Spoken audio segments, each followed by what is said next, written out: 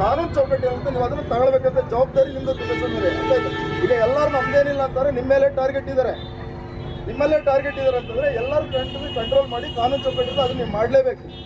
ಅದನ್ನು ಮಾಡ್ತೀರಿ ಅಂತ ಹೇಳಿ ಈ ಎರಡು ಮಾತನಾಡಲು ಅವಕಾಶ ಮಾಡಿಕೊಟ್ಟು ನಾವು ಸದಾ ನಿಮ್ಮ ಜೊತೆಗಿರ್ತೀವಿ. ನಮ್ಮ ತಿಪ್ಪೇಸ್ವಾಮಿ ಅವರು ಹೇಳಿದ್ರು, ಯಾರು ಬಂದಿಲ್ಲ ನೋಡಿಲ್ಲ, ತಾಲೂಕು ಆಡಳಿತ ತಹಸೀಲ್ದಾರ್ ಆಗ್ಬೋದು, ನಾವು ಆಗ್ಬೋದು, ಎನಿ ಟೈಮ್ ಫೋನ್ ಮಾಡಿದರೆ ನಮ್ಮ ಪರವಾಗಿ ನಾವು ಬರಲಿಲ್ಲ ಅಂದರೆ ನಮ್ಮ ಅಧಿಕಾರಿಗಳು ಇರ್ತಾರೆ, ಯಾವ ಇಲ್ಲೇ ಇರ್ತಾರೆ. ನಮ್ಮ ಅಧಿಕಾರಿಗಳೆಲ್ಲ ತುರ್ತು ಪರಿಸ್ಥಿತಿ ನಮ್ಮ ಪೊಲೀಸರು ಇದ್ದೇ ಇರ್ತಾರೆ.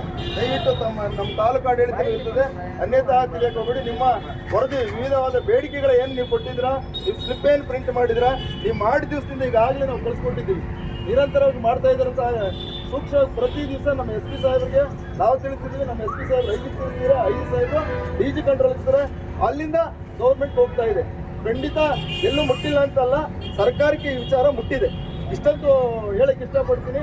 ದಯವಿಟ್ಟು ಎಲ್ಲ ಶಾಂತ ರೀತಿಯಿಂದ ಏನು ನೀವು ನಡೀತಿದ್ರೆ ಬಂದೋಬಸ್ತ್ ಇದೇ ರೀತಿ ಕಂಟಿನ್ಯೂ ಮಾಡಿ, ನಾಳೆನೂ ಬಂದು ಸಹ ಯಶಸ್ವಿಯಾಗಿ ಮಾಡಿ, ಯಾವುದೇ ರೀತಿ ಕಾನೂನು ಬಾಹಿರ ಚಟುವಟಿಕೆ ಅವಕಾಶ ಮಾಡಿಕೊಡ್ಬಾರ್ದು ಅಂತ ಈ ಮೂಲಕ ತಮ್ಮೆಲ್ಲ ಮನವಿ ಮಾಡಿಕೊಂಡು ಎರಡು ಮಾತನಾಡಲು ಅವಕಾಶ ಮಾಡಿಕೊಟ್ಟಂತ ರೈತ ಮುಖಂಡರಿಗೆ ಧನ್ಯವಾದಗಳು.